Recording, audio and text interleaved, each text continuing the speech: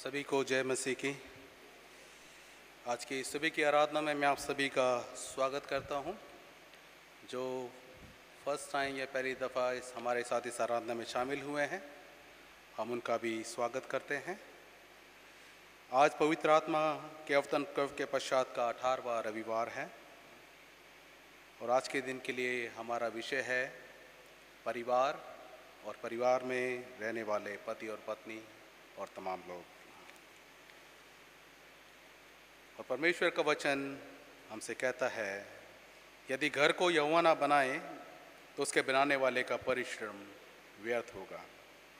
आइए अपनी आराधना को शुरू करते हुए आराधना का पहला गीत गाएंगे, गीत नंबर 889, 889 तेरे गीत गाऊं।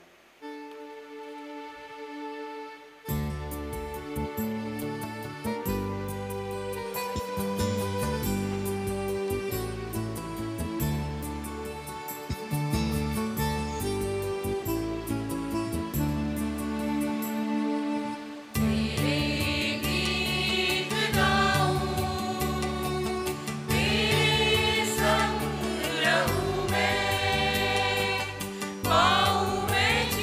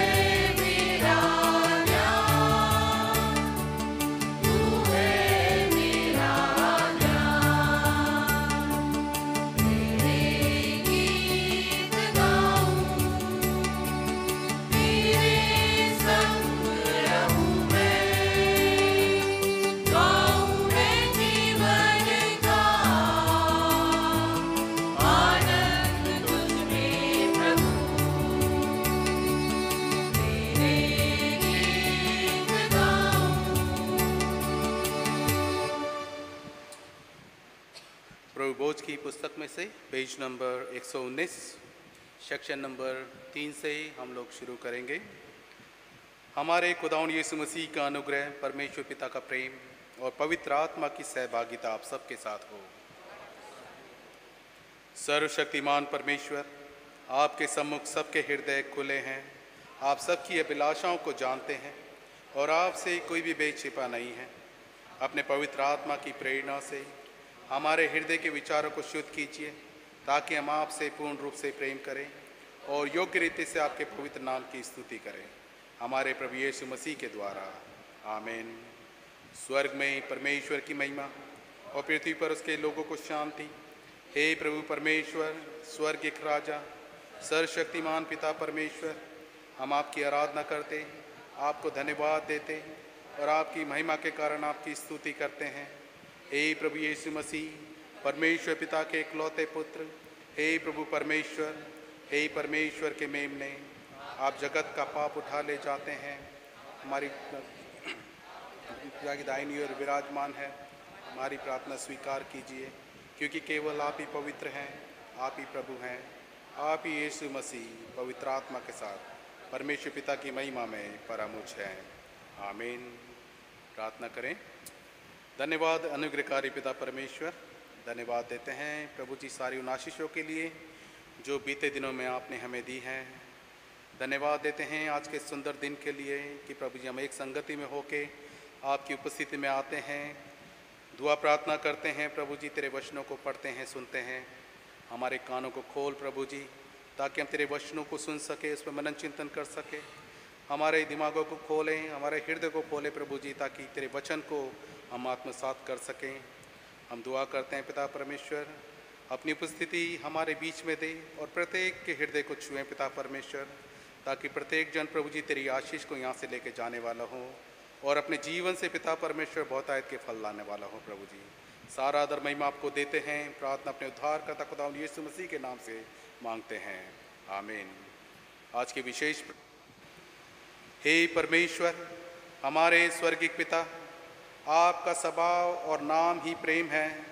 वर दीजिए कि जिनको आपने पवित्र विवाह के बंधन में बांधा है, वे आपके पारस्परिक प्रेम के माध्यम से अपने जीवन के अंत तक आपके प्रति तथा दूसरों के प्रति प्रेम में बढ़ते जाएं। हमारे प्रभु यीशु मसीह के द्वारा, जो आपके और पवित्र आत्मा के साथ एक परमेश्वर है और अब सदा सदा सर्वदा जीवित और राज्य करते हैं। आमीन। मंडली कृपया बैठें। इस समय हम लोग बाइबल के पाठ पढ़े जाएंगे।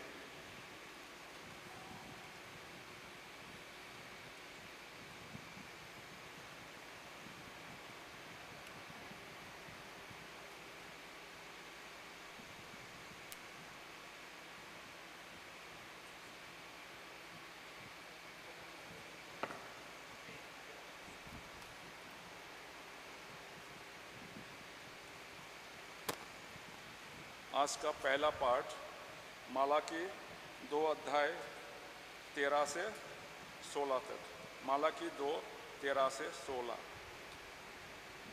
फिर तुमने ये दूसरा काम किया है कि तुमने यहोवा की वेदी और रोने वालों और आहे भरने वालों के आंसुओं से भिगो दिया है, यहाँ तक कि वो तुम्हारी भेंट की ओर दृष्टि तक नहीं करता और ना प्रसन्न होकर उसको तुम्हारे हाथ से ग्रहण करता है। तुम पूछते हो ऐसा क्यों? इसलिए क्योंकि यहोवा तेरे और तेरी उस जवानी की संगिनी और ब्याही हुई स्त्री के बीच साक्षी हुआ था, जिससे तूने विश्वासघात किया है। क्या उसने एक ही को नहीं बनाया जबकि वो आत्माएं उसके पास थी? और एक ही को क्यों बनाया है? इसलिए कि वो परमेश्वर की योग्य संतान चाहता है। इसलिए तुम अपनी आत्मा के विषय में चौकस रहो और तुम में से कोई अपनी जवानी की स्त्री से विश्वासघात ना करे, क्योंकि इस्राएल का परमेश्वर यहोवा ये कहता है, मैं स्त्री त्याग से घृणा करता हूँ और उससे भी जो अपने वस्त्रों को उपद्रव के विषय में चौकस रहो और विश्वासघात मत करो। सेनाओं के यहोवा यही वचन है। आमीन। ये परमेश्वर का वचन है। इसे पढ़े या सुने जाने पे परमेश्वर की आशीष बात हो। आमीन।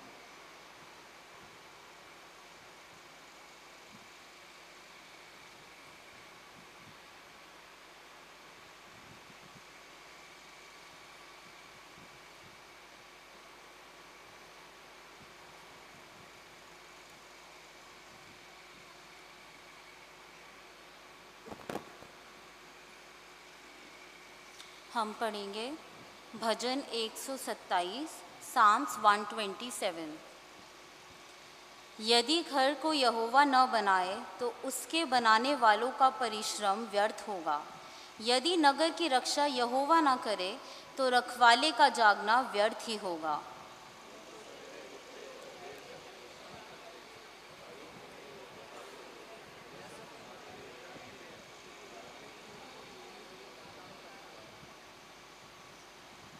देखो, लड़के यहोवा के दिए हुए भाग हैं, गर्भ का फल उसकी ओर से प्रतिफल है।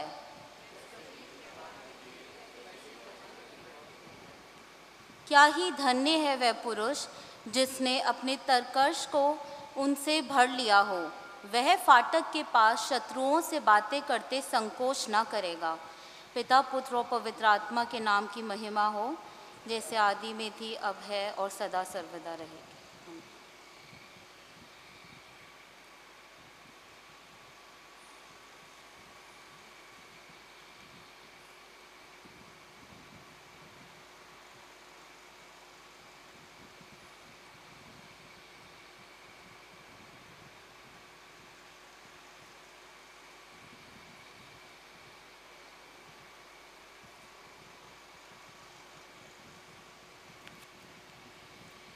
आज का दूसरा पाठ पहला कुरिन्थियों उसका 13वां अध्याय। पहला कुरिन्थियों उसका 13वां अध्याय।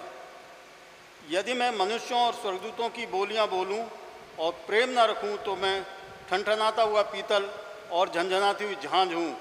और यदि मैं भविष्यवाणी कर सकूं और सब भेदों और सब प्रकार के ज्ञान को समझूं और मुझे यहाँ तक पूरा विश्वास हो कि मैं पहाड़ों को हटा दूं, परंतु प्रेम ना रखूं तो मैं कुछ भी नहीं। यदि मैं अपनी संपूर्ण संपत्ति कंगालों को खिला दूं या अपनी देह जलाने के लिए दे दूं और प्रेम ना रखूं तो मुझे कुछ भी लाभ नहीं। प्रेम धीरजवंत है और कृपालु है। प्रेम डाह नहीं करता, प्रेम अपनी बड़ाई नहीं करता और फूलता नहीं।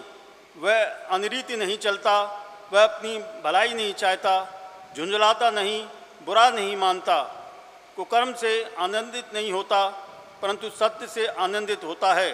वह सब बातें सह लेता है, सब बातों की प्रतीति करता है, सब बातों की आशा रखता है, सब बातों में धीरज धरता है। प्रेम कभी टलता नहीं। भविष्यवाणियाँ हो तो समाप्त हो जाएंगी, भाषाएँ हो तो जाती रहेंगी, ज्ञान हो तो मिट जाएगा, क्योंकि हमारा ज्ञान अधूरा है और हमारी भविष्यवाणी अधूरी है। परंतु जब सर्वसिद्ध आएगा तो अधूरा मिट जाएगा। जब मैं बालक था तो मैं बालकों के समान बोलता था, बालकों का सा मन था, बालकों की सी समझ थी, परंतु जब सियाना हो गया तो बालकों की बातें छोड़ दी। अभी हमें दर्पण में धुंधला सा दिखाई देता है, परंतु उस समय आमने सामने देखेंगे। इस समय मेरा ज्ञान अधूरा है, परंतु उस समय ऐसी पूरी रीत से पहचानूंगा जैसा मैं पहचाना गया हूँ। पर अब विश्वास, आशा, प्रेम ये तीनों स्थायी हैं, पर इन सब में बड़ा प्रेम है। ये परमेश्वर का वचन है। इसके पढ़े हुए सुने जाने पर आशीष हो।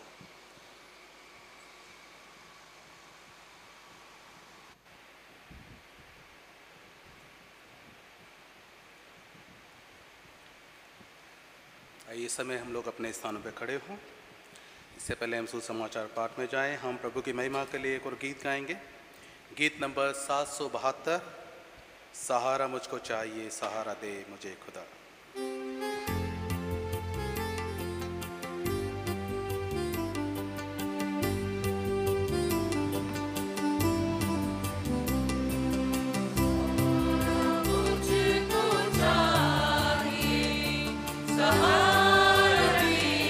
मुझे खुदा, सहारा मुझको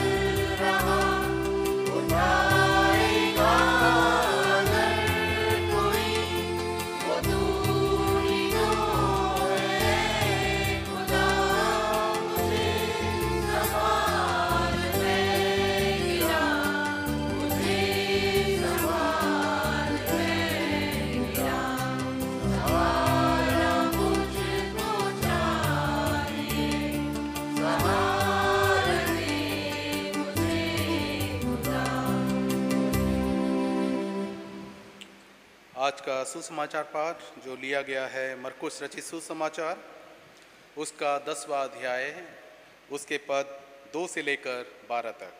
हे प्रभु यीशु क्रिस्त, आपके नाम की महिमा हो। वचन में ऐसा लिखा है, तब फरीसियों ने उसके पास आकर उसकी परीक्षा करने को उससे पूछा, क्या ये उचित है कि पुरुष अपनी पत्नी को त्यागे? उसने उनको उत्तर दिया, मूसा ने तुम्हें क्या आज्ञा दी है? उन्होंने कहा, मूसा ने त्याग पत्र लिखने और त्यागने की आज्ञा दी है। यीशु ने उनसे कहा, तुम्हारे मन की कठोरता के कारण उसने तुम्हारे लिए यह आज्ञा लिखी, पर सृष्टि के आरंभ से परमेश्वर ने नर और नारी करके उनको बनाया। इस कारण मनुष्य अपने माता पिता से अलग होकर अपनी पत्नी के साथ रहेगा और वे दोनों एक तन होंगे।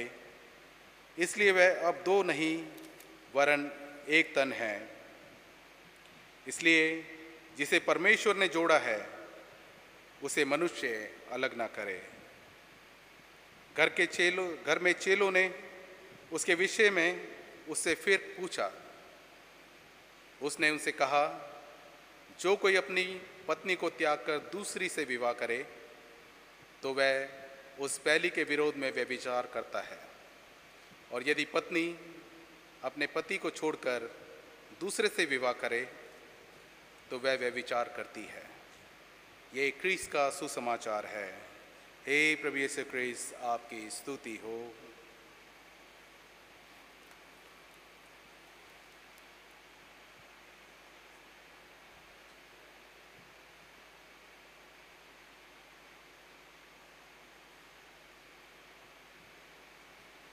परमेश्वर पिता और पुत्र और पवित्र आत्मा के नाम में आमीन। कृपया बैठिए। हम साल में 3 दफ़ा परिवार के ऊपर ध्यान चिंतन करते हैं। साल में 2 दफ़ा तो इंजीलों के जो हिस्से पढ़े जाते हैं, इसमें हम उस पर तवज्जो करते हैं, जैसे आज है, और अगला इतवार भी हम परिवार के ऊपर अपना ध्यान करेंगे। और उसके बाद क्रिसमस के बाद जो इतवार आता है उस पर भी हम परिवार के ऊपर ध्यान चिंतन करते हैं। तो इससे हमें ये पता चलता है कि परिवार एक मसीही समाज का अहम हिस्सा है, जिसके ऊपर हमको ध्यान चिंतन करना चाहिए। क्योंकि अगर परिवार की बुनियाद हल्की पड़ जाए, कमज़ोर पड़ जाए, तो इससे पूरी कलीसियाई समाज जो है, हमारी जो कौमी ज़िंदगी है, इसके ऊपर भी प्रभाव पड़ता है। एक हम लोग जब मसीही परिवार की बात करते हैं, और मसीही समाज में हर समाज के अपने अपने रूल्स होते हैं परिवार के, लेकिन मसीही परिवार में जब हम बात करते हैं तो हमारे भी कुछ रूल्स हैं। और ये नियम भारतीय कानून जो है इसमें ये लिखा हुआ है, क्रिश्चियन पर्सनल लॉ में, जिसके ऊपर हमें ध्यान करना चाहिए। एक चीज़ के ऊपर ये है कि सही टाइम पर विवाह होना चाहिए। अब हम जानते हैं कि 21 साल जो है वो है, तय कर दी गई है सरकार की तरफ से, हमारी तरफ से भी, कि 21 साल की उम्र पर विवाह होना चाहिए। लेकिन हमारी अब समस्या है कि ये है समाज में कि 21 साल की विवाह के पहले वाली बात नहीं कि हमने विवाह जल्दी कर दी, कानून को तोड़ दिया। हमारी विवाहें जो हैं बच्चों की बहुत डिले हो रही हैं, और क्योंकि बच्चों के विवाह जो है, मैरिजेस जो हैं, उस बहुत डिले होके हो रही हैं, और उसके भी कोई भी कारण हो उसका, इसके वजह से हमारे कलीसिया में जो संख्या लोगों की होनी चाहिए उसमें कमी है। और भारत में क्रिश्चियंस की संख्या कम होती जा रही है। इस भ्रम में ना रहें की संख्या बढ़ रही है। अगर हम अपने चर्चेज में, हर चर्च में आप जाके देखें, बच्चे नहीं दिख रहे, नौजवान नहीं दिख रहे। इसके कई वजह हैं। एक तो यह है कि बच्चों का ध्यान ईश्वर से हटा के, कौमी इबादत से हटा के हम उनको ध्यान दूसरी तरफ ले जाते हैं कि पढ़ाई करो, नौकरी करो, पेशा ढूंढो। वो भी जरूरी है। जब तक घर में पैसा नहीं होगा तो कैसे चलेगा? तो घर, तो वो जो धन का बल है वो भी जरूरी है, लेकिन धन का बल हर चीज के लिए तो जरूरी नहीं है ना, दूसरी चीजें भी हमें चाहिए। एक और चीज ये है कि ये जब कोई भी कौम, कोई भी समाज में पढ़े लिखे लोग ज्यादा हो जाते हैं तो कौम में बच्चों की पैदाइश भी कम होती है। वो भी एक समस्या है जिसके वजह से संख्या कम होती जा रही है हमारी। अब ये हकीकत भी है। अब मसीही कम्युनिटी जो है, कौम जो है, ये अच्छी पढ़ी लिखी कौम है, और जो लोग मसीही कौम के साथ जुड़ते भी हैं उनका पहला एक ये होता है दिल में कि हम पढ़ लिख पाए या नहीं पाए, वो बात और है, लेकिन हमारे बच्चे और आगे बढ़ें और अच्छा पढ़ें, अंग्रेजी सीखें, साइंस पढ़ें और अच्छे जगह काम करें, ब्लू कॉलर जॉब ना करके वाइट कॉलर जॉब करें। तो जब एक कम्युनिटी में बच्चे कम हो और वो ज़्यादा पढ़ लिख जाएं तो वो बच्चे देश से विदेश चले जाते हैं। एक माइग्रेशन भी है, करीब करीब हर परिवार में जो है माइग्रेशन है। लेकिन हमारे सामने चिंता यह है कि अगले 20 सालों में अगर यही हमारा ट्रेंड रहा तो कलीसिया में जनसंख्या का क्या होगा? अगर हम अपनी अभी भी कलीसिया में अगर आप यहाँ जनसंख्या देखें, बच्चों की कमी है। बच्चों की आवाज़ें, नन्हे छोटे बच्चों की किलकिलाहट, वो सब की आवाज़ें हैं ही नहीं कलीसिया में, क्योंकि वो है ही नहीं यहाँ पे।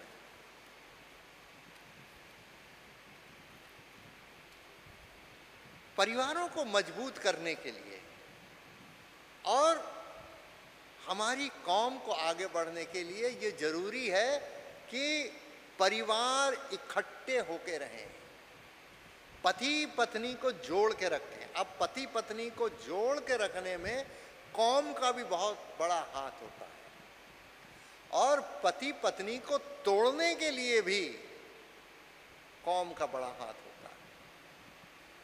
हमारी कम्युनिटी और परिवार, जो बड़ा दायरे का परिवार है, उसका माहौल अगर अच्छा है तो हमारे बच्चे एक साथ अपना जिंदगी बसर करेंगे।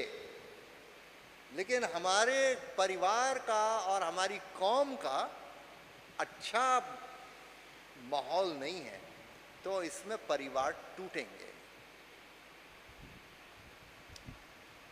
क्योंकि कौम के अंदर एक नेगेटिव बातें भी फैलती हैं। हम किसी की कमजोरी का पता चल जाए तो हम उसके लिए गॉसिप करते हैं, उसकी बुराई करते हैं, पीठ पीछे लोगों को बदनाम करते हैं। इस सब चीज़ों से माहौल बिगड़ता है। हम लोगों को इसलिए नहीं बुलाया गया है कि हम इकट्ठा हों, एक कौम बनाएं मसीह के नाम से, और फिर उस कौम में बिगड़ने वाली बातें करें, लड़ाई करवाने वाली बातें करें। हमें इसलिए नहीं बुलाया गया है। बुलाया गया है कि हमारी कौम मजबूत रहे, और जब कौम मजबूत रहेगा, माता पिता मजबूती से अपने विवाह के बंधन में बंधे रहेंगे, बच्चों को सुरक्षा की भावना होगी, तो कौम आगे बढ़ेगी।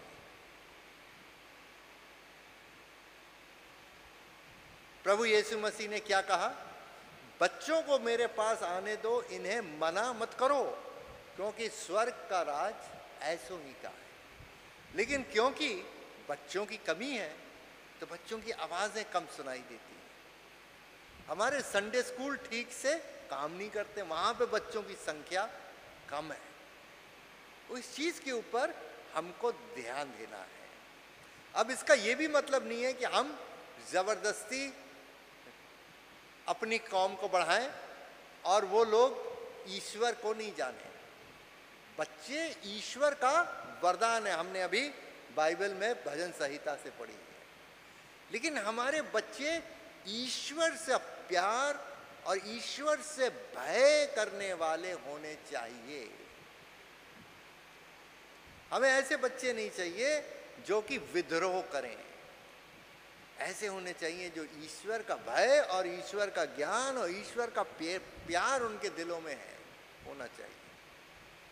और ये जब ही होगा जब माँ बाप उनको ये चीज़ सिखाएंगे। और माँ बाप जब उनको कैसे समझाएंगे बच्चों को? जब वो एक साथ रहेंगे, उनके परिवार ना टूटे।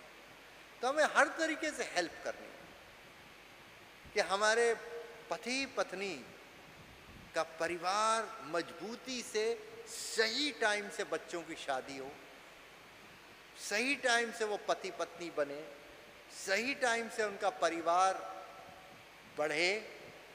और इसके लिए हमें ये भी माहौल बनाना घर का कि हमारे बच्चे पढ़ लिख सकें, ताकि उनको समय पर सही जगह नौकरियां मिल सकें।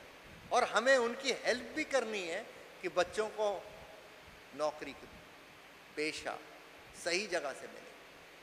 कभी कभी फैमिली का माहौल इतना खराब होता है कि बच्चे जो हैं वो अपनी पढ़ाई पर ध्यान नहीं दे पाते हैं। लड़ाई झगड़े शोरगुल, ये अच्छा माहौल परिवार का नहीं है। एक अच्छा माहौल परिवार का जहाँ पे शांति हो, सब प्रेम भाव से रहें, बच्चों को सुरक्षित महसूस हो, तभी तो उनका ध्यान पढ़ाई में लगेगा।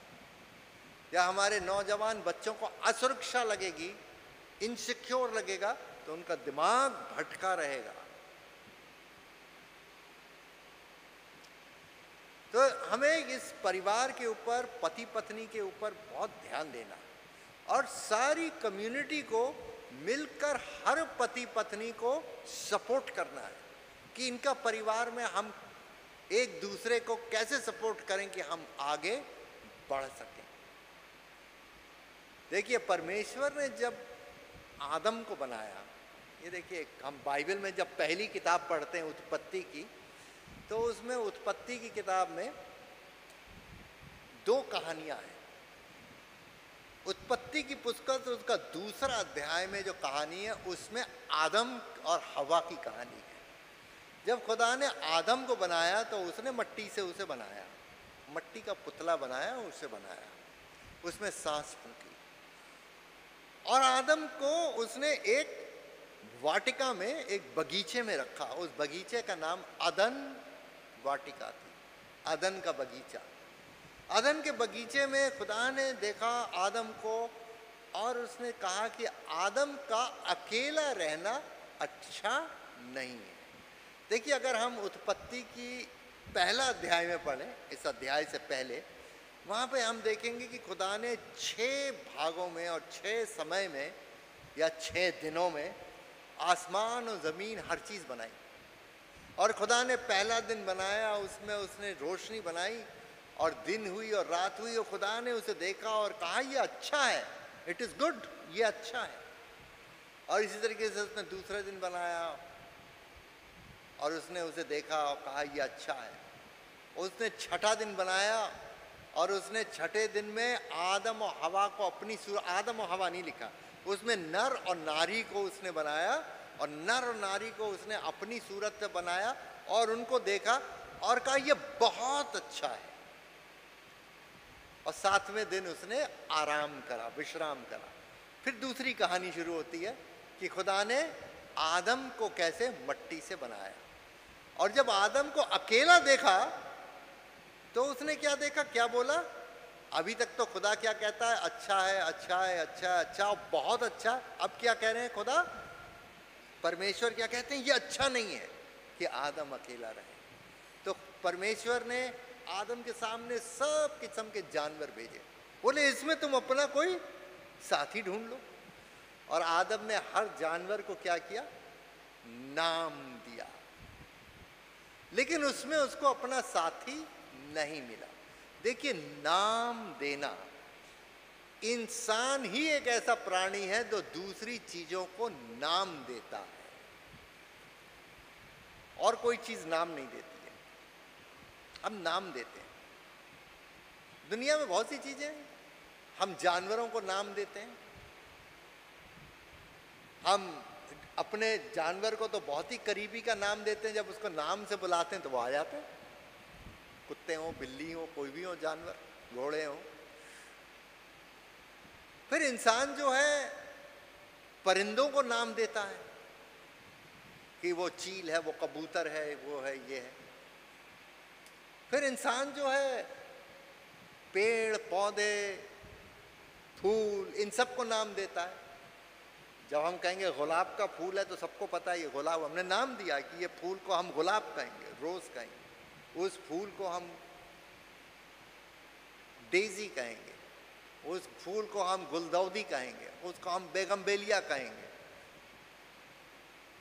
नाम देता है इंसान, क्योंकि आदम ने भी हर चीज को नाम दिया, जानवरों को नाम दिया। हम यही नहीं, जब हम ब्रह्मांड में, आकाश मंडल में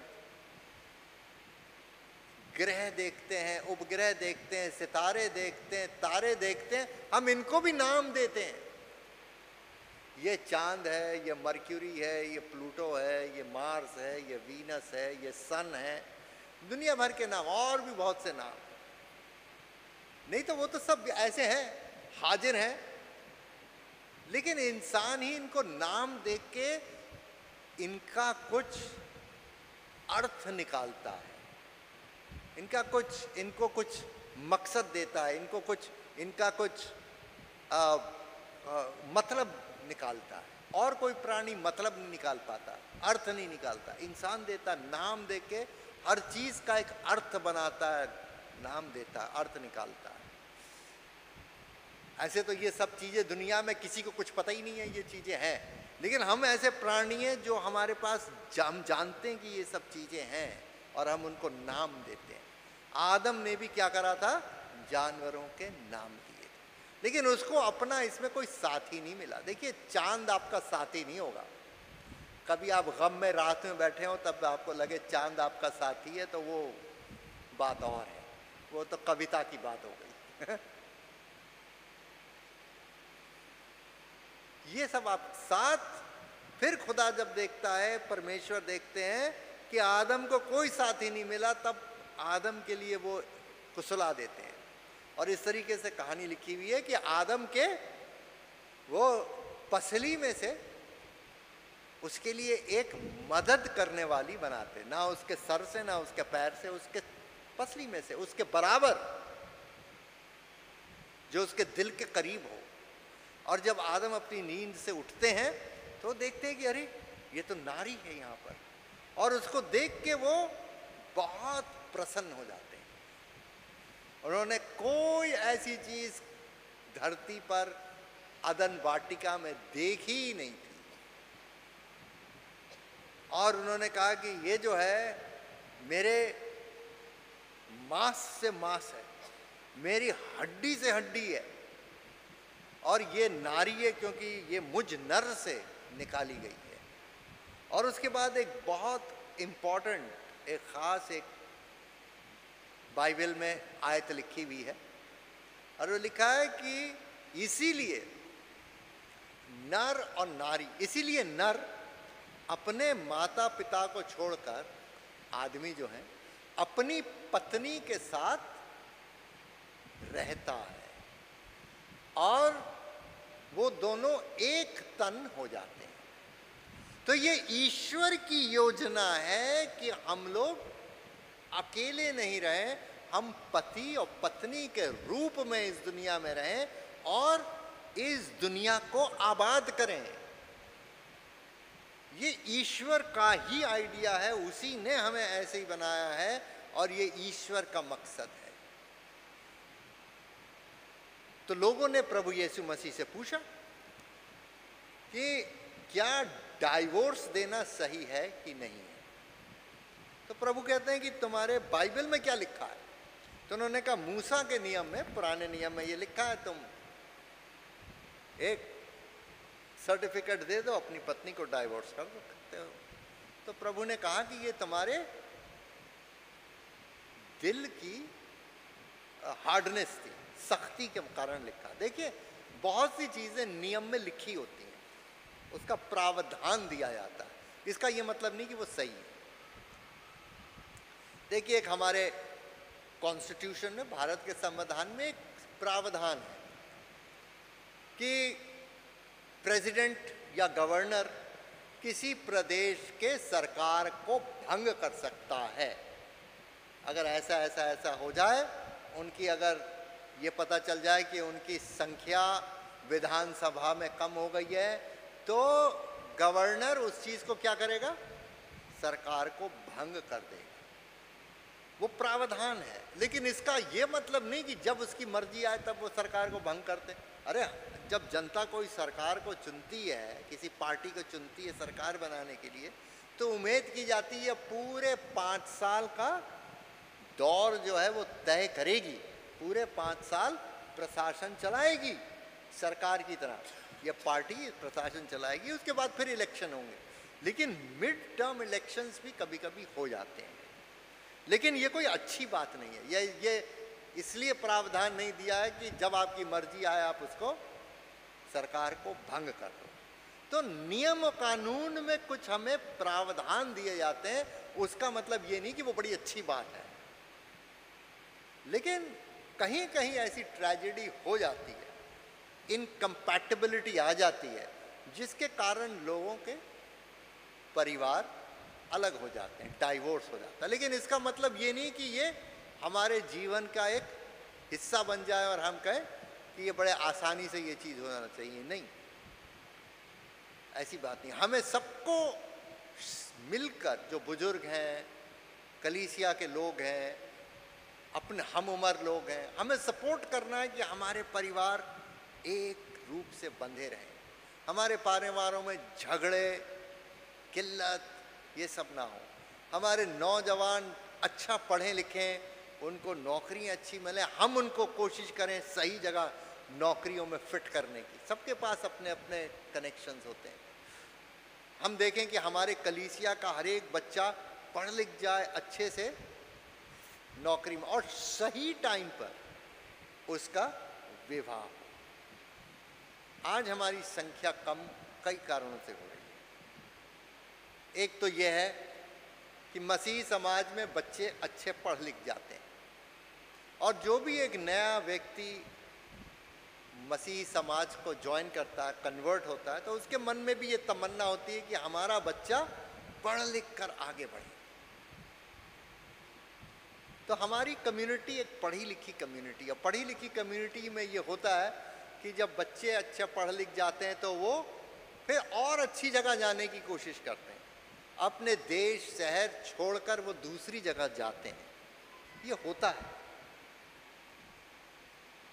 ये भी होता है कि पढ़े लिखे लोगों में परिवार की संख्या जो है थोड़ी होती है। ये भी एक हकीकत है। इन सब हकीकत को सामने रखते हुए हमको ये भी देखनी है कि ये भी हमारा कर्तव्य है कि हमारी कम्युनिटी ख़त्म ना हो जाए।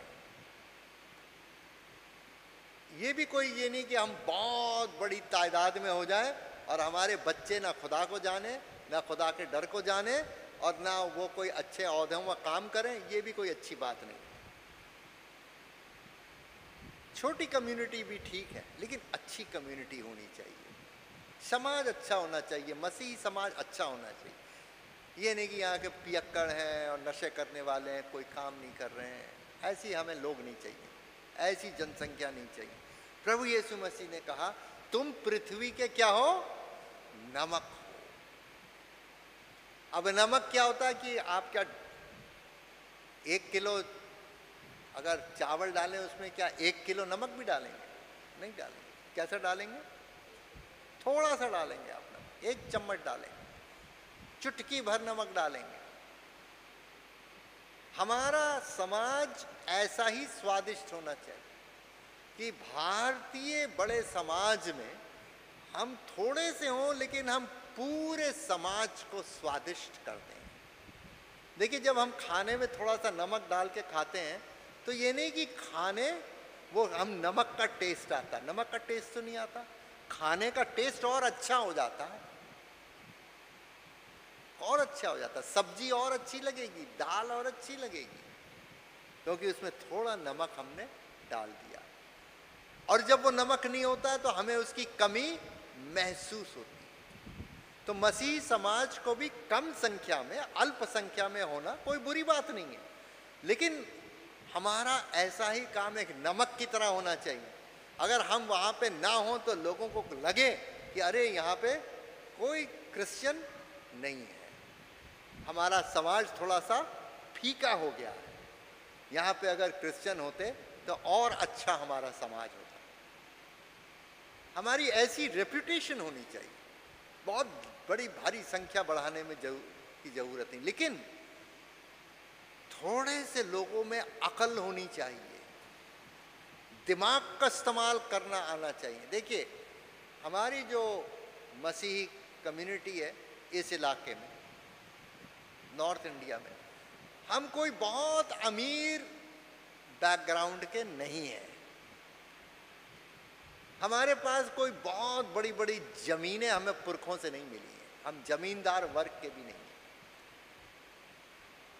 हम कोई बहुत बड़े बड़े बिजनेस और कॉरपोरेट घराने भी नहीं चला रहे हैं।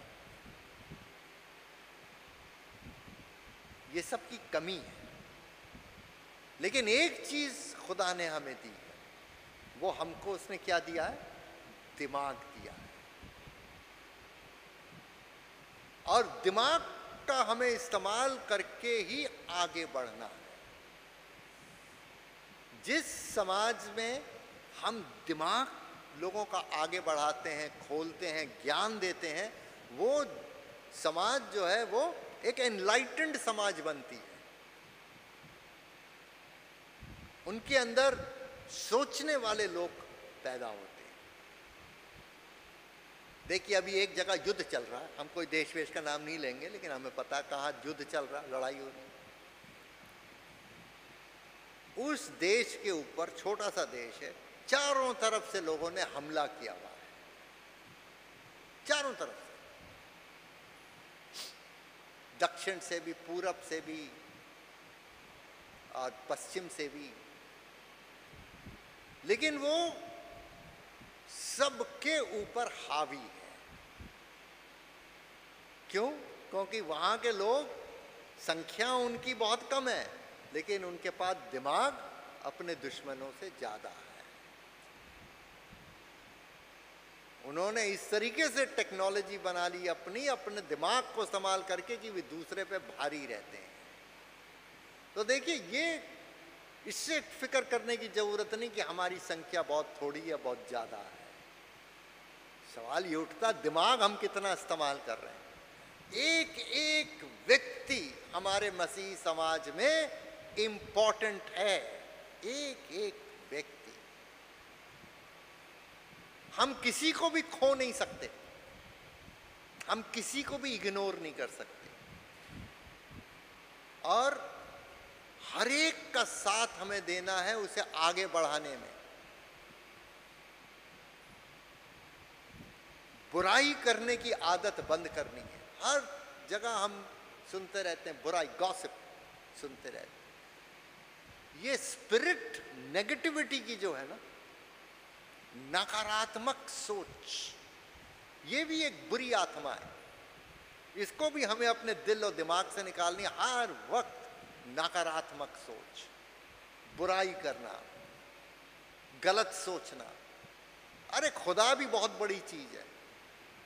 हमको लग रहा है कि अभी हमारे साथ गलत हुआ या मेरे साथ गलत हुआ, खुदा भी बहुत बड़ी चीज़ है, वो सब ठीक कर देगा। आप उसके ऊपर ईमान रखो, आपको सब मिल जाएगा। एक परिवार में बड़ी लड़ाई हो गई एक छोटी सी कोठरी को लेके।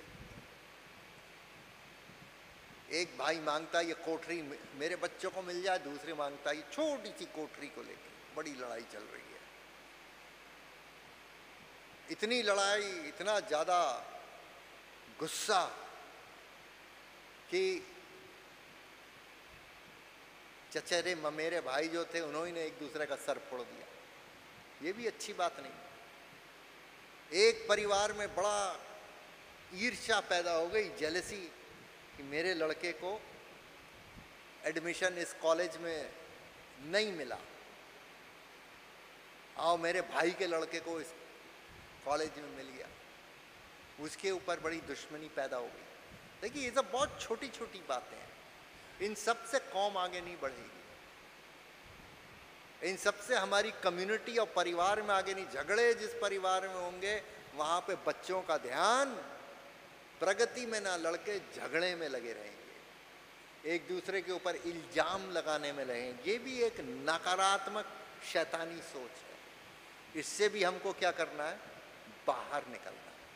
तो परिवार जो है वो सिर्फ एक पति और पत्नी का रिश्ता नहीं है। ये रिश्ता हर किस्म का रिश्ता परिवार में होता है। परिवार एक बड़ा भी होता है जिसमें पति पत्नी के अलावा दूसरे लोग भी उसके साथ जुड़े होते हैं।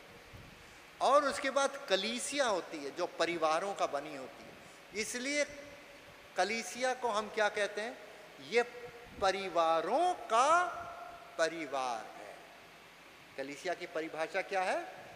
ये परिवारों का परिवार है। Church is the family of families. तो जब हम चर्च में आके इकट्ठा होते हैं तो क्या है? हम एक बड़े परिवार के साथ मिलते हैं। तो इसलिए चर्च में हमें एक दूसरे से जान पहचान बनाना और बढ़ाना जरूरी है। हमारी कम्युनिटी में जिन लोगों से गलती हो गई, मेरे से भी गलती हो जाती है, उन लोगों को बुरा भला ना कहने, उनको मदद करें कि वो फिर से अपनी ज़िंदगी क्या कर सके? शुरू करें। ये नेगेटिविटी ना करके पॉजिटिविटी। गलती किससे नहीं होती? आप मेरी किताब खोल के देखें, बहुत से गलती निकलेगी। लेकिन खुदा का शुक्र हो कि मुझे ऐसे भी लोग मिले जिन्होंने क्या करा? फिर से जिंदगी को ठीक करके आगे चलाने का मौका दिया। तो हमें भी दूसरों को ऐसा ही मौका देना है। उनको बदनाम ना करके उनको क्या करना है? आगे बढ़ने का मौका देना है। तभी हमारा समाज जो है आगे बढ़ सकता है। मेरी दुआ यही है कि प्रत्येक विवाह शादी जो इस चर्च में होती है, यहाँ जो उन्होंने कसम खाई है वो मरते दम तक, हर परिस्थिति में, हर कठिनाई में, अपने जीवन के अंत तक वो उस पति और पत्नी के रिश्ते को निभाते रहे। दूसरा, हमारा कलीसिया में लोगों में आप छोटे बच्चों को लाने से डरिए मत। छोटे बच्चों की आवाज़, उनकी गूंज, उनका रोना, उनका हंसना की आवाज़ जब लोगों से आती है तो वो मेरे लिए क्या है? आशा है। हमारे कौम का भविष्य है ये। तो बच्चों को लाइए, संडे स्कूल को मजबूत करिए। अभी मैं अपने मित्र से बात कर रहा था, उन्होंने मुझे याद दिलाया कि अब्राहम का भी एक छोटा परिवार था। एक ही बेटा था उसका, सारा से। दूसरी पत्नी से भी था दूसरा, लेकिन वो तो छोड़ के चले गए उसे। उसकी अपनी पत्नी से क्या था? एक ही बेटा था, छोटा परिवार था। लेकिन ईश्वर ने क्या किया? यही एक बेटे से मैं क्या बनाऊंगा? राष्ट्र बनाऊंगा। और एक राष्ट्र नहीं, बहुत से राष्ट्र बनाऊंगा। और तुम संतानों के बाप कहलाओगे। इब्राहिम से उसने ये कहा। तो ये जरूरी भी नहीं कि हमारे बहुत बड़े परिवार, लेकिन छोटे परिवार को भी खुदा इतनी बरकत दे सकता है कि आपका बच्चे के द्वारा उसका जो इन्फ्लुएंस है, उसकी जो बरकत है, बहुत आगे तक बढ़ सकती है और उसके जरिए हमारी कौम भी बहुत आगे बढ़ सकती है। मसीही कौम वो कौम है जिससे गैर मसीही लोगों को बरकत और खुशी मिलती है। हमें खुदा ने इसलिए नहीं बुलाया कि हम अपने लिए जिए और दूसरों को कोसें। यह मसीही कौम का मकसद नहीं है।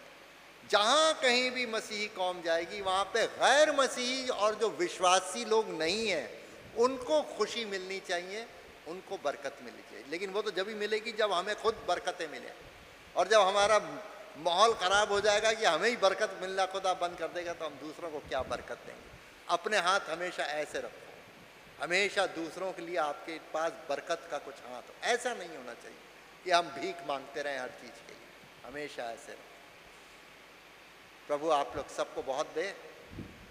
परिवार आपके छोटे हों या बड़े हों, चाहे आपके परिवार इतने छोटे हों जैसे इब्राहिम का एक ही बेटा था, या आपके परिवार इतने बड़े हों जैसे याकूब के 12 बेटे थे। बरकत जब खुदा देता है तो बहुत बरकत देता है। लेकिन हमें क्या है, अपने परिवारों को, पति पत्नियों को देखना है, उनको पढ़ाना है, लिखाना है, सही टाइम पे नौकरी देनी है, उनके विवाह भी टाइम से करने हैं, बहुत डिले नहीं होना चाहिए। और बच्चों की बरकत बहुतायत से ईश्वर से मांगनी। प्रभु आप लोग सबको बहुत बरकत दे। और जब खुदा हमें बरकत देगा तो हमारी यही दुआ है, खुदा का ये घर जहाँ पे हम इबादत करते आए हैं हमेशा भरा रहे, इससे भी ज़्यादा भर जाए, हर खाली कुर्सी भर जाए, जब तक कि हमारे खुदावन यीशु मसीह दोबारा इस दुनिया में ना आए। हम दुआ करें। कादर मतलब हमारे आसमानी बाप, हम तेरा शुक्र करते हैं कि तूने परिवारों को अपने मर्जी के मुताबिक बताया है ताकि पति पत्नी अपने प्रेम में आगे बढ़ें और इस दुनिया में आपके नाम के लोग जो मसीही कहलाते हैं दूसरों को खुशी और बरकत लाने के लिए बढ़ते जाएं। खुदावंद आपकी इबादत गाहें हर गिरजाघर आपके लोगों से भरा रहे और यहाँ के कौम कभी कम ना हो जब तक आप दोबारा वापस ना आए। हर एक पति पत्नी प्रभु जी आप उनको अपने बरकतों से परिपूर्ण रखें, हमारे बच्चे सुरक्षित रहें, उनको अच्छी तंदुरुस्ती मिले। ये प्रार्थना हम प्रभु यीशु मसीह के नाम से मांगते हैं, सुनिए स्वीकार कीजिए, आमीन। हम अपने विश्वास का अंगीकार करेंगे, नीकिया का विश्वास है।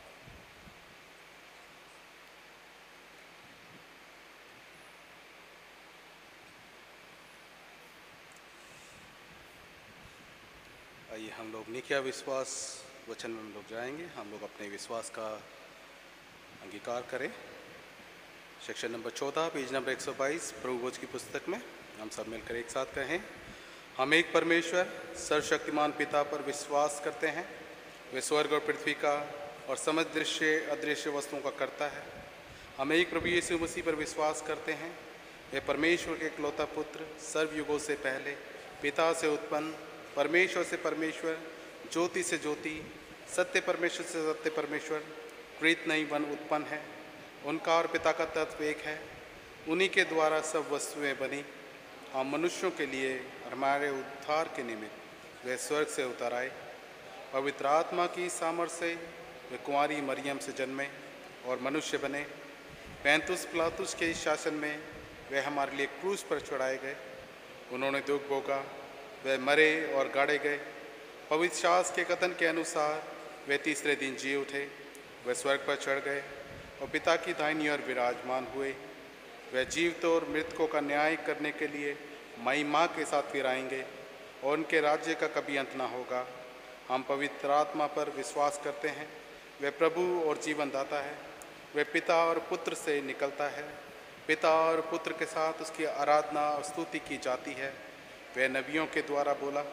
हम एक पवित्र, सार्वलौकिक और प्रेरित कलीसिया पर विश्वास करते हैं।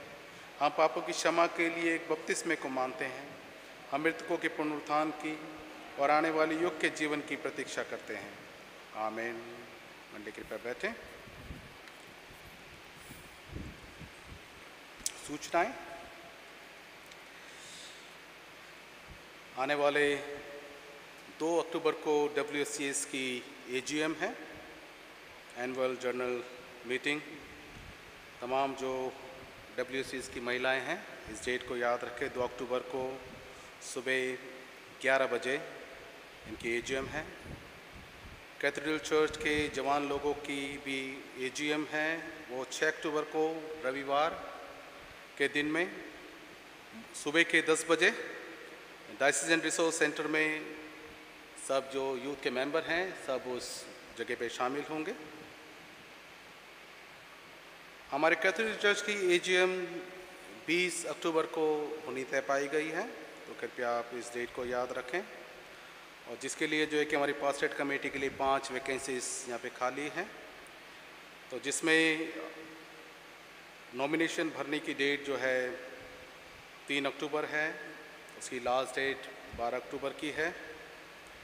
और किसी को अपना नाम विड्रॉल करना है तो उसकी डेट जो है कि 14 अक्टूबर को है।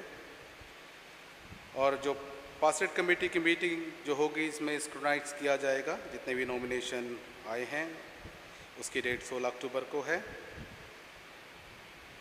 और इस दिन जो है कंबाइंड सर्विस होगी और सुबह 9 बजे आप कृपया ध्यान रखें। सर्विस का टाइम जो है कि 11:30 नहीं है, बल्कि उस दिन 20 अक्टूबर को 9 बजे सुबह कंबाइंड सर्विस होगी। और जो है कि इलेक्टोरल रोल जो है कि बोर्ड पे वहाँ उसको पब्लिश कर दिया जाएगा 29 सितंबर के दिन में। यदि किसी के भी जो है कि CPMF या चर्च की जो मेंबरशिप फंड देते हैं, यदि किसी के ड्यूज़ रह गए हैं तो आप कृपया करके उसको आप जमा करा दें, उसको ऑफिस के अंदर आप जमा उसको करा दें, ताकि आपका नाम जो है कि इलेक्ट्रिक बोर्ड पे जो है कि वहाँ पे रहे। और तमाम जो हेड्स हैं WCS की हेड हैं, यूथ फेलोशिप के हैं, CNS जो हमारा स्कूल है और संडे स्कूल है, LPCF की ओर से जो है तमाम जो रिपोर्ट्स हैं वो सेक्रेटरी और जो है कि फादर मोनोदीप के पास वो रिपोर्ट 10 अक्टूबर तक जो है आप कृपया करके उसको पहुंचा दें। जैसा कि बीते दिनों से आपको अपडेट किया जा रहा है कि जितने भी जो हमारे जो CPMF के जो मेंबर हैं, जो फॉर्म में जिन जिन के नाम हैं परिवार समेत, वो अपनी पासपोर्ट साइज़ का जो है कि सॉफ्ट कॉपी खींच कर जो है कि आप व्हाट्सएप नंबर यहाँ पे दिया हुआ है उस नंबर पे आप जो है भेज दें। हमारे लास्ट संडे की ऑफरिंग 74,167 रुपये रही है। उसके साथ साथ हमारा जो कैथोलिक चर्च की जो हिंदी कलीसिया है उसका जो है कि डायमंड जुबली हम लोग मना रहे हैं, वो 10 नवंबर को है। इस डेट को आप कृपया करके याद रखें। सारे इंतज़ाम, सारे प्रोग्राम के लिए आप अपनी दुआओं में इसको रखें, ताकि सभी चीज़ें जो है सुचारू रूप से जो है कि पूरी होने पाए। और जो है कि इसके विषय में सिस्टर अनीता जी को मैं बुलाना चाहता हूँ, उसके बारे में कुछ बातें रखें।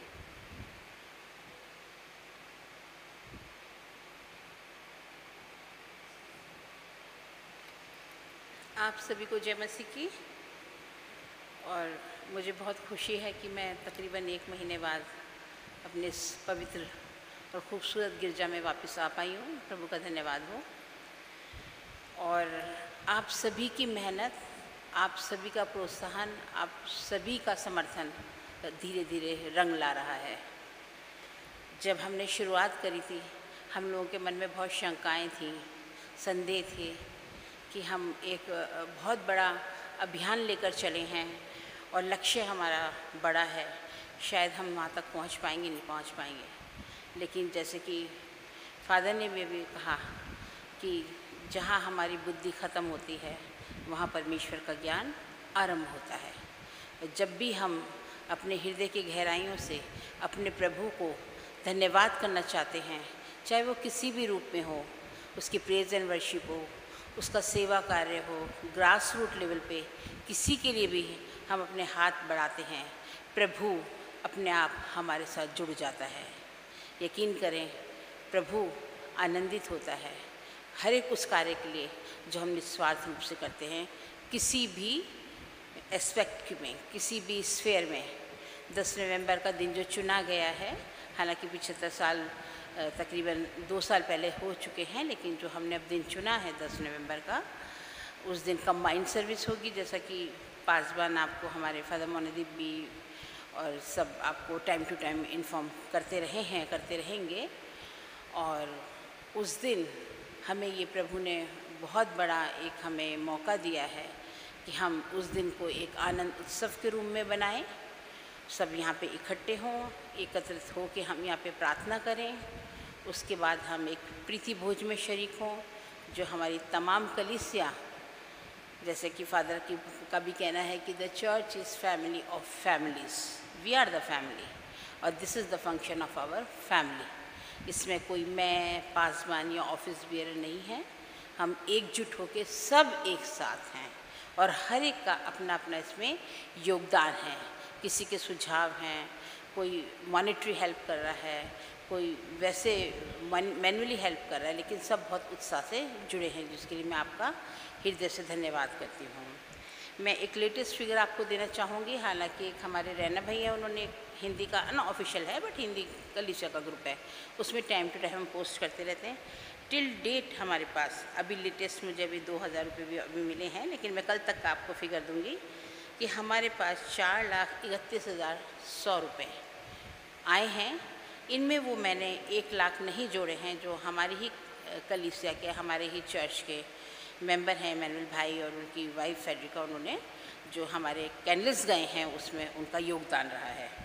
इसमें हम अभी तक 2,32,882 रुपये खर्च कर चुके हैं, जिसमें हमारा फुल पेमेंट हो चुकी है 2 चीज़ों की।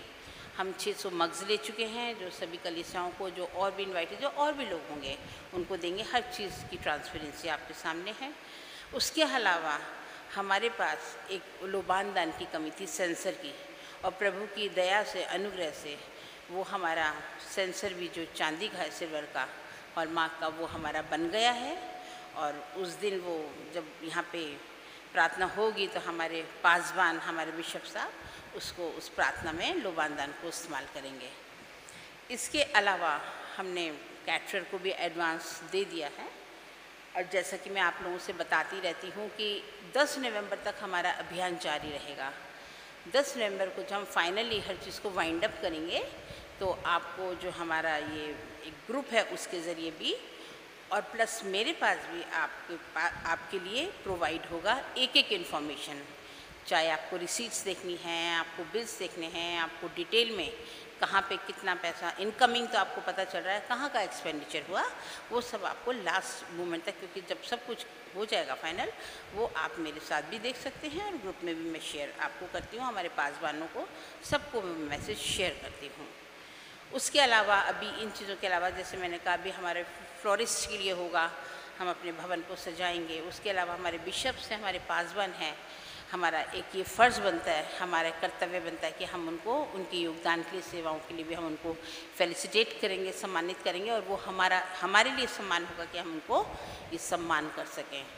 उसके अलावा और भी जो भी हम करना चाहेंगे, जैसे कि अभी पाइपलाइन में है, सोच रहे हैं यहाँ पे स्टील रेलिंग्स लगेंगी, यहाँ एक खूबसूरत कालीन होगा, तो बहुत आप लोगों ने दिया है और आप लोगों का बहुत धन्यवाद। और जो भी आप लोग करेंगे हमारे और कार्य में, वो जुड़ता जाएगा पैसा, हम उसमें आगे आगे और करते जाएंगे कि अब हम ये करेंगे, क्योंकि चर्च के लिए बहुत चीज़ें हैं अभी जो पेंडिंग है, जो हम कर सकते हैं, लेकिन उन सब के लिए आपके योगदान की बहुत ज़रूरत है। मैं फिर आपका धन्यवाद करना चाहूँगी और आपसे यही विनती करना मांगूँगी कि वो दिन जो है बगैर किसी भी बाधा के, मौसम भी खुशगवार रहे, आप सब अधिकतम संख्या में आएँ, हमारी तीनों कलीसियाँ अधिकतम संख्या में आएँ और हम मिलजुल कर आनंद बनाएं।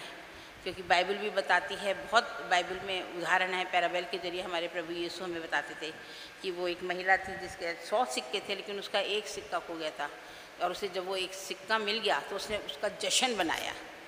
तो हमें तो 75 साल हो जाएंगे, हमारे लिए तो ये बहुत बड़े जश्न का विषय है। तो हम सब एकजुट होकर इसमें शरीक हों और प्रभु का धन्यवाद करें कि उसने हमें ये बहुत खूबसूरत भवन दिया कि हम यहाँ पे प्रार्थना कर सकें और उसकी बरकतों को हासिल कर सकें। प्रभु आप सबको बहुत आशीष दे।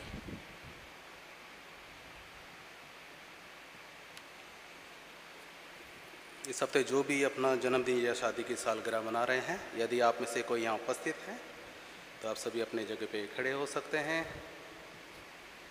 फादर मोनदीप आपके लिए प्रार्थना करेंगे। जो भी कोई अपना जन्मदिन या शादी की सालगिरह मना रहे हैं तो अपनी जगह पे खड़े हो जाएं। फादर आपके लिए प्रार्थना करेंगे। आइए हम दुआ करें।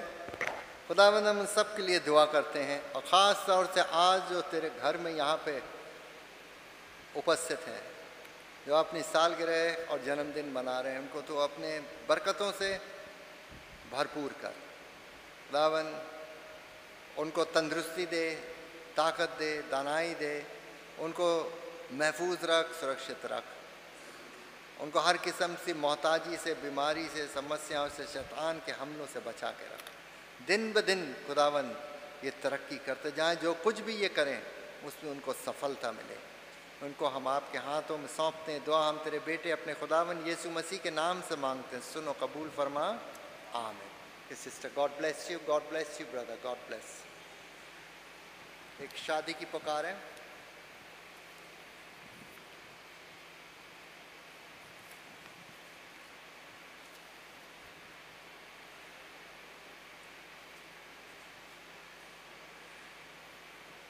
मैं saint Michael's church Delhi Jangpura के पास्तरीय क्षेत्र के तुषार रिचर्ड कुमार पुत्र रेवरेंड विमलेश खन्ना और brown craft community church New York के पास्तरीय क्षेत्र के निवेदिका की कुंवारी पुत्री के विवाह की सूचना देता हूँ। यदि आप में से कोई व्यक्ति ऐसा उचित कारण जानता है जिनसे इन दोनों की विवाह में जोड़ा जाना विधि सम्मत न हो, तो वह इस मंडली के प्रभारी पुरोहित को लिखित रूप में सूचित करे। ये विवाह की दूसरी पुकार है। हम तुषार और निवेदिका के लिए प्रार्थना करें। हे हमारे परमेश्वर, हम तुषार और निवेदिका के लिए आपकी आशीष मांगते हैं। ये चाहते हैं कि विवाह के द्वारा ये दोनों जोड़े जाएं। हम प्रार्थना करते हैं कि आप इनको पवित्र विवाह के लिए तैयार करें और इनके जीवन भर इनका मार्गदर्शन करते रहें। हमारे प्रभु यीशु मसीह के द्वारा, आमीन। इस समय हम लोग परित निवेदन की प्रार्थनाओं में जाएंगे।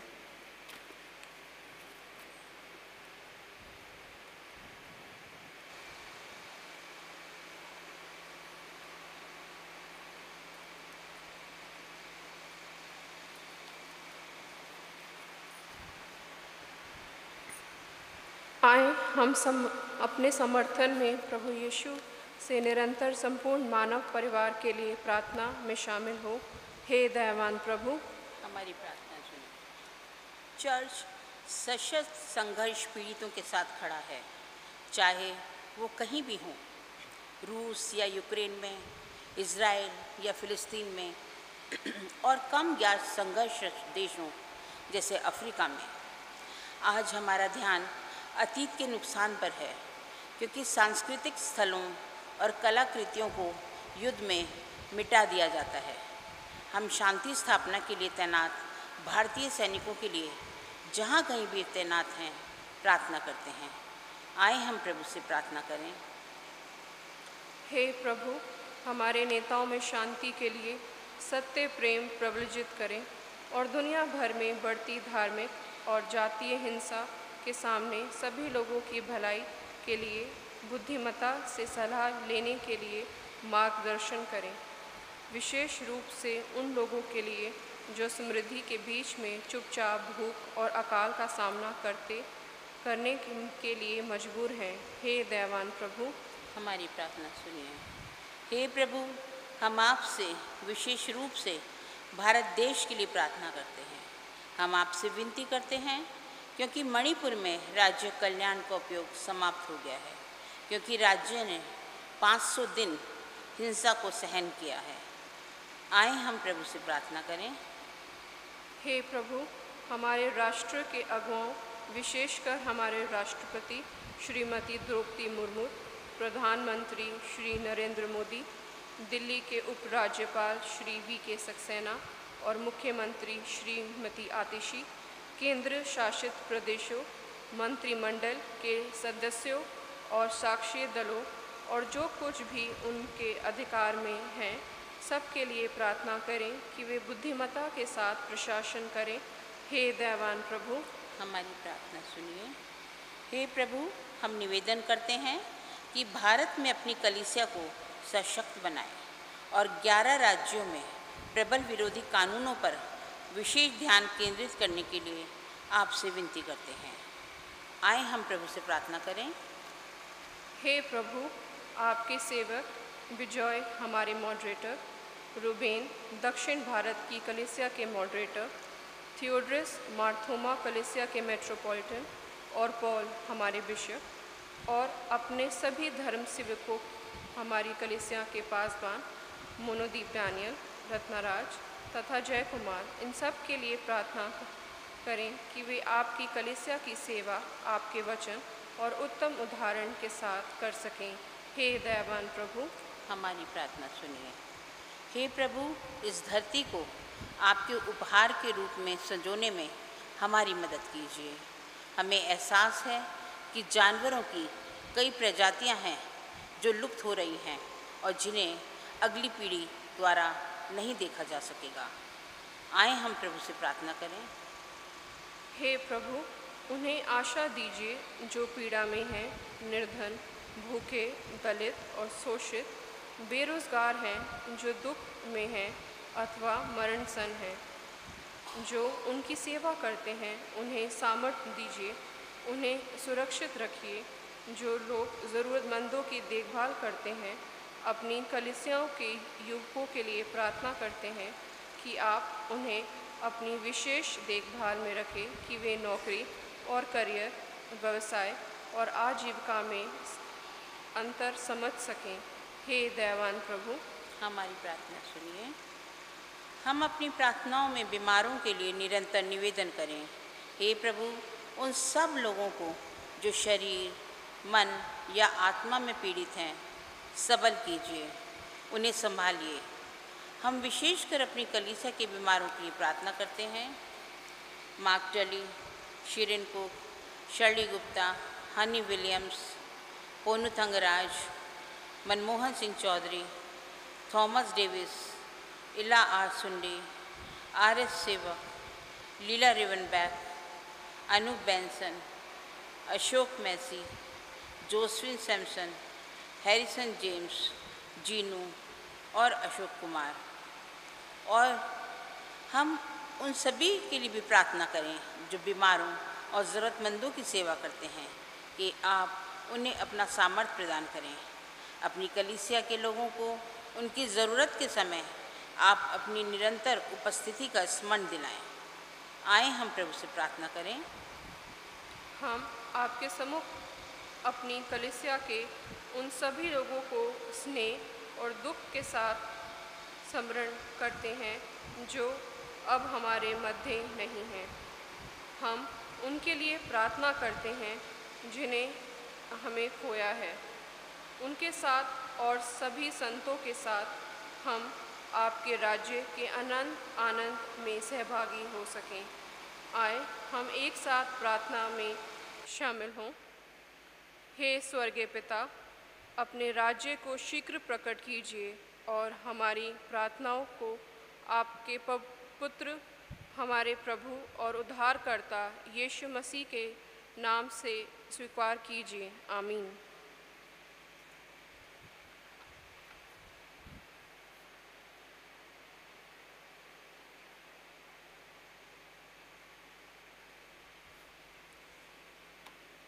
पाप स्वीकरण की प्रार्थना में हम लोग जाएंगे प्रभु भोज की पुस्तक में, जो हमें मिलता है पेज नंबर 129 पे। हम लोग सेक्शन नंबर 17 से हम लोग शुरू करते हैं। प्रिय भाइयों और बहनों, हमारे प्रभु यीशु मसीह ये कहते हैं, हमारा प्रभु परमेश्वर एकमात्र प्रभु है। तू प्रभु अपने परमेश्वर को अपने संपूर्ण हृदय, संपूर्ण प्राण, संपूर्ण बुद्धि और संपूर्ण शक्ति से प्रेम कर, ये पहली आज्ञा है। दूसरी ये है, तू अपने पड़ोसी को अपने समान प्रेम कर। इनसे बड़ी और कोई भी आज्ञा नहीं है। परमेश्वर ने संसार से ऐसा प्रेम किया कि उसने अपना इकलौता पुत्र यीशु मसीह दे दिया कि वह हमें पापों से बचाए, स्वर्ग में हमारे लिए निवेदन करे और हमें शाश्वत जीवन में पहुंचाए। इसलिए हम पश्चाताप और विश्वास के साथ अपने पापों को स्वीकार करें।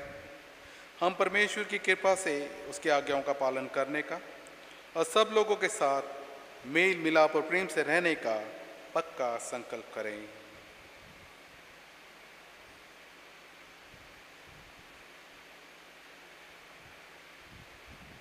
हम सब मिलकर एक साथ कहें, हे सर्वशक्तिमान परमेश्वर, हमारे स्वर्गीय पिता, हमने मन, वचन और कर्म से आपके विरुद्ध और एक दूसरे के विरुद्ध पाप किया है।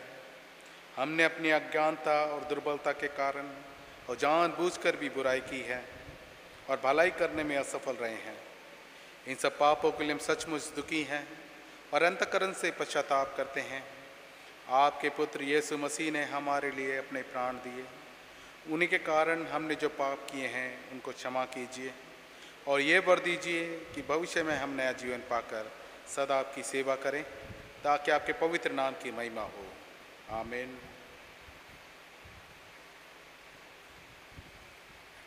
सर्वशक्तिमान परमेश्वर उन सबको क्षमा करते हैं जो एक दूसरे को क्षमा करते और सच्चा पश्चाताप करते हैं।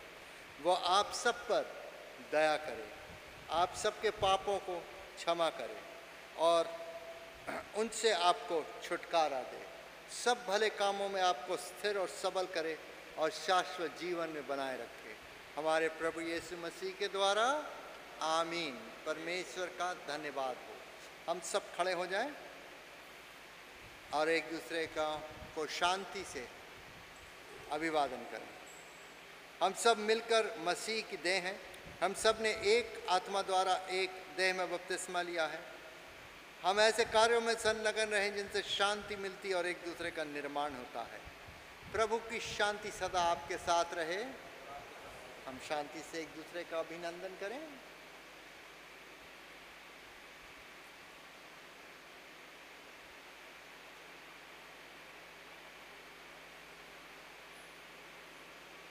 इस समय हम लोग अपना हदिये का गीत गाएंगे। गीत नंबर 682, राजाओं का राजा यीशु राजा।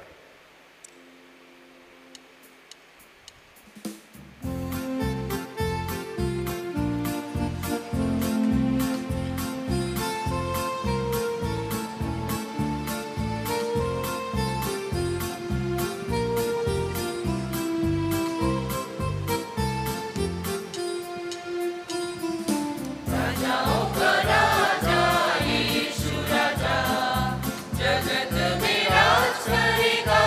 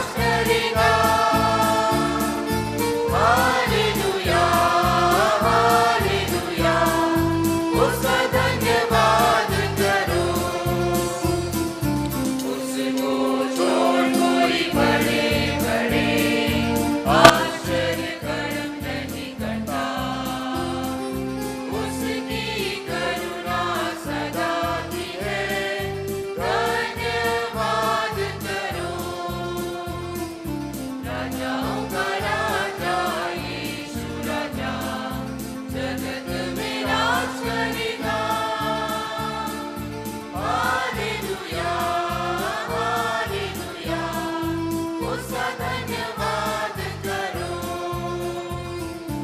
उसने अपनी बुद्धि से आकाश बनाया, उसकी करुणा सदा की है, धन्यवाद करो।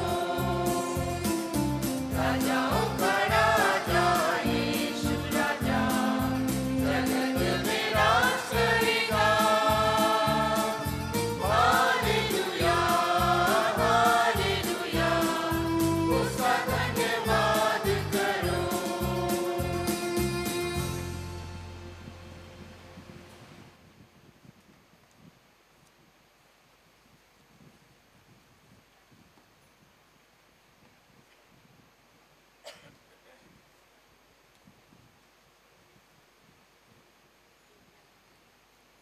आइए हम इस भेंट को और उसके साथ अपने आप को भी परमेश्वर की महिमा और उसकी सेवा के लिए अर्पित करें। सर्वशक्तिमान परमेश्वर, संसार के सृष्टिकर्ता, सब वस्तुएं आपसे ही प्राप्त होती हैं और आपकी संपत्ति में से हम आपको भेंट चढ़ाते हैं। हम आपसे विनती करते हैं कि आप इस दान को और रोटी एवं दाखरस की इस भेंट को अपने नाम की महिमा और अपने लोगों की भलाई के लिए स्वीकार कीजिए, हमारे प्रभु यीशु मसीह के द्वारा। आमीन। प्रभु यहाँ उपस्थित है, उनका आत्मा हमारे साथ है। अपने हृदय प्रभु में लगाओ। हम उसको प्रभु में लगाते हैं। हम अपने प्रभु परमेश्वर को धन्यवाद दें। उनका धन्यवाद और स्तुति करना उचित है। हे पवित्र पिता, स्वर्गिक राजा, सर्वशक्तिमान और शाश्वत परमेश्वर, ये उचित ही नहीं वरन हमारा कर्तव्य और आनंद भी है कि हम हर समय और हर जगह आपके इकलौते पुत्र हमारे प्रभु यीशु मसीह के द्वारा आपको धन्यवाद दें और आपकी स्तुति करें। वही आपका सत्य और जीवित वचन है, उसी के द्वारा आपने आदि से सब वस्तुओं की सृष्टि की और हमें अपने स्वरूप में बनाया। उसी के द्वारा आप इस संसार में आने वाले प्रत्येक व्यक्ति को ज्ञान से प्रकाशित करते हैं। आपने युग युग में नबियों और विद्वानों को नियुक्त किया कि वह हमें आपका मार्ग दिखावे। उसी के द्वारा आप हमें पाप के बंधन से मुक्त किया है। आपने उसे दे दिया कि वह हमारे लिए मनुष्य बने, क्रूस पर अपने प्राण दे और मृतकों में से फिर जी उठे। उसी के द्वारा आप अपना पवित्र एवं जीवनदायक आत्मा हमें प्रदान करते हैं, जिससे हम आपकी संतान बने और आपकी नई सृष्टि के प्रथम फल हों।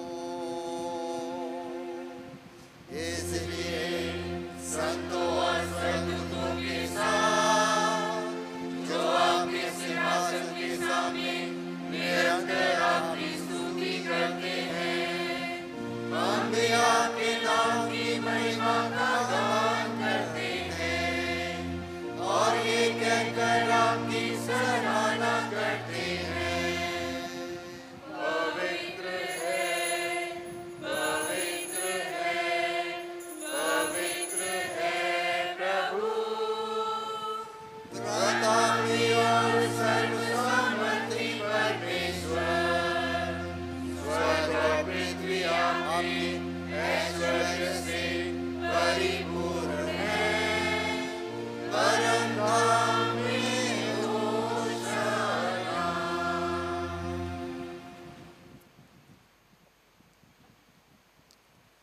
हे स्वर्गिक पिता, अपने पुत्र हमारे उद्धारकर्ता प्रभु यीशु मसीह के द्वारा हमारे स्तुति गान को स्वीकार कीजिए। हमें जो उनके नमीनों पर चलते और उनकी आज्ञा का पालन करते हैं, ये वर दीजिए कि आपके आत्मा की शक्ति की से रोटी और दाखरस की ये भेंट हमारे लिए उनकी देह और रक्त हो, जो हमारे लिए मरे और जी उठे। जिस रात प्रभु यीशु पकड़वाए गए, उन्होंने रोटी ली और आपको धन्यवाद देकर तोड़ी और अपने शिष्यों को दी और कहा, लो खाओ, ये मेरी देह है जो तुम्हारे लिए दी जा रही है। मेरी स्मृति में ऐसा ही किया करो।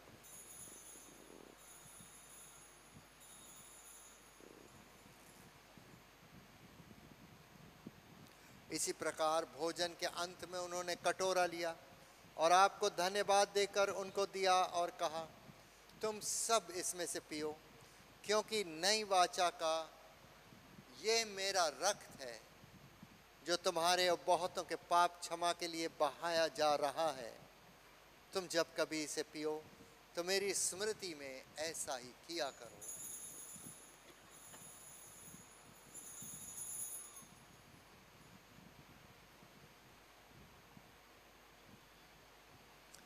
इसलिए हे स्वर्गिक पिता, आपके पुत्र की स्मृति में हम इस रोटी और इस दाखरस को पृथक करते हैं। हम उसके क्रूस पर एक ही बार अर्पित सिद्ध बलिदान को, उसके मृतकों में से पुनरुत्थान को और स्वर्ग में उसके आरोहण को आनंद से मनाते और घोषित करते हैं, और हम उसके महिमा सहित आने की प्रतीक्षा करते हैं।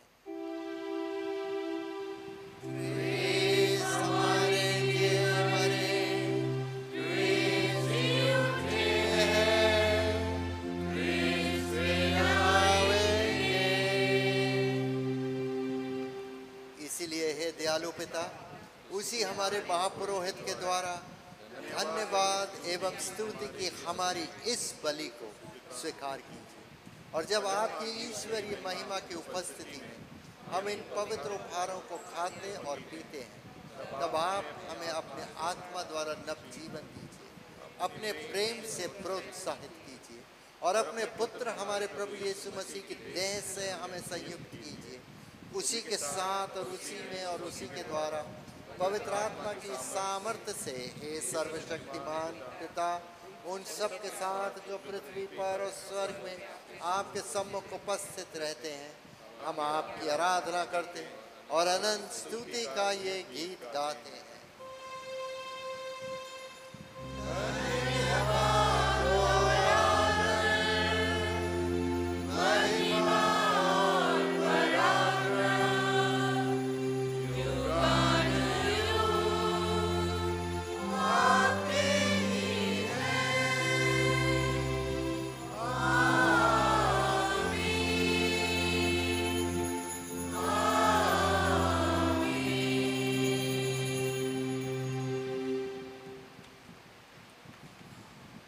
हम मसीह की देह में सहभागी होने के लिए इस रोटी को तोड़ते हैं।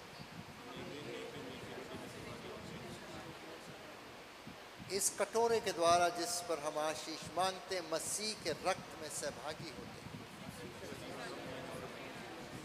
जिस प्रकार हमारे उद्धारकर्ता मसीह ने हमें सिखाया है, हम प्रार्थना करते हैं, हे हमारे स्वर्गिक पिता, आपका नाम पवित्र माना जावे, आपका राज्य आवे, आपकी इच्छा जैसे स्वर्ग में पूरी होती है वैसे ही पृथ्वी पर भी पूरी हो। आप हमारे दिन भर की रोटी आज हमें दीजिए। आप हमारे अपराधों को क्षमा कीजिए जैसे हमने अपने अपराधियों को क्षमा किया है। आप हमें परीक्षा में मत डालिए, परंतु बुराई से बचा लीजिए, क्योंकि राज्य, पराक्रम और महिमा अब और सदा सर्वदा आपके ही हैं। हम अपने आप को इस सैक्रमेंट को ग्रहण करने के लिए तैयार करें, और आप मेरे लिए भी प्रार्थना करें कि प्रभु मेरे पापों का, मेरे कमजोरियों का लेखा ना ले, बल्कि मुझे क्षमा करें, और हमारे इस रोटी और मय के उपहारों को ग्रहण करें। इसलिए मेरे भाइयों और बहनों, आप मेरे साथ मिलकर प्रार्थना करें। हे दयामय प्रभु, हम अपनी धार्मिकता पर नहीं परंतु आपकी बड़ी और बहुविध दया पर भरोसा करके आपकी इस मेज के पास आने का साहस करते हैं। हम तो इस योग्य भी नहीं कि जोर चूर चार आपकी मेज पर से गिरें, उन्हें चुनें, और आप वही प्रभु हैं जिसका स्वभाव सदा दया करना है। इसीलिए कृपालु प्रभु, हमको ये वर दीजिए कि आपके प्रिय पुत्र यीशु मसीह की देह और रक्त को हम ऐसा ग्रहण करें कि हमारी देह और रक्त जो पाप से अशुद्ध हो गई हैं, उनकी अमूल्य देह और रक्त से शुद्ध हो जाए और हम उनमें और वो हमें सदा सर्वदा निवास करें। आमीन। धन्य है वो जो प्रभु के नाम से आता है, परम धाम में होसैना। हे यीशु परमेश्वर के मेमने, हम पर दया कीजिए। हे यीशु पापों का बोझ उठाने वाले, हम पर दया कीजिए। संसार के मुक्तिदाता, हमें अपनी शांति प्रदान।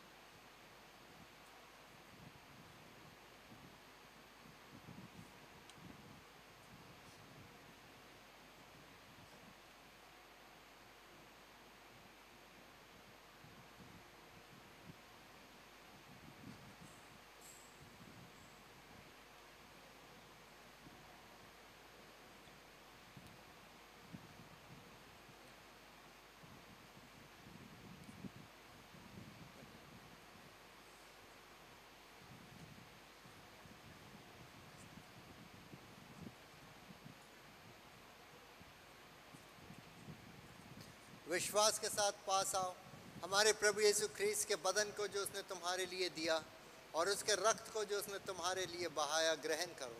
स्मरण करो कि यीशु तुम्हारे लिए मरे और धन्यवाद करते हुए अपने हृदय में मसीह को विश्वास से खाओ।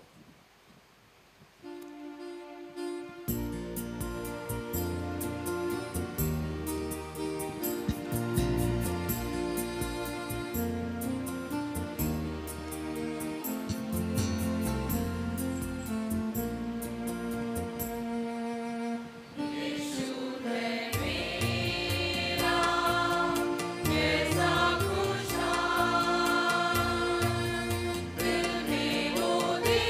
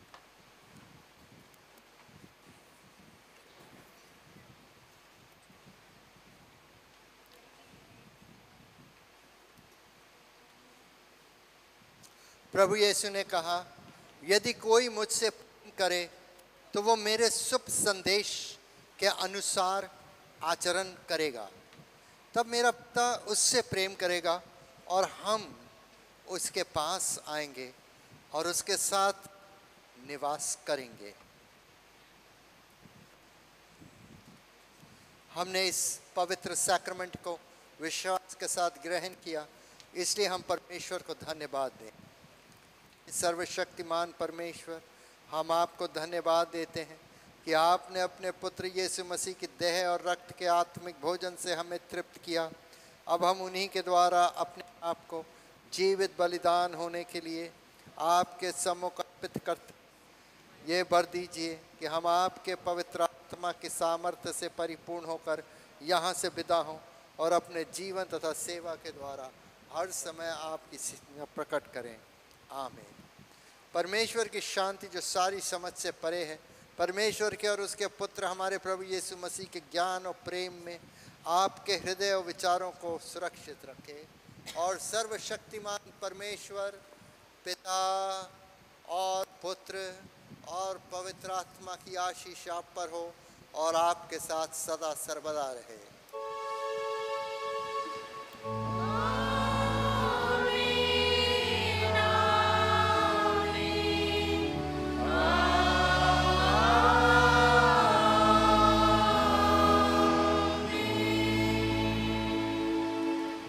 शांति से पूर्ण होकर जाओ, प्रभु से प्रेम करो और उसकी सेवा में लगे रहो।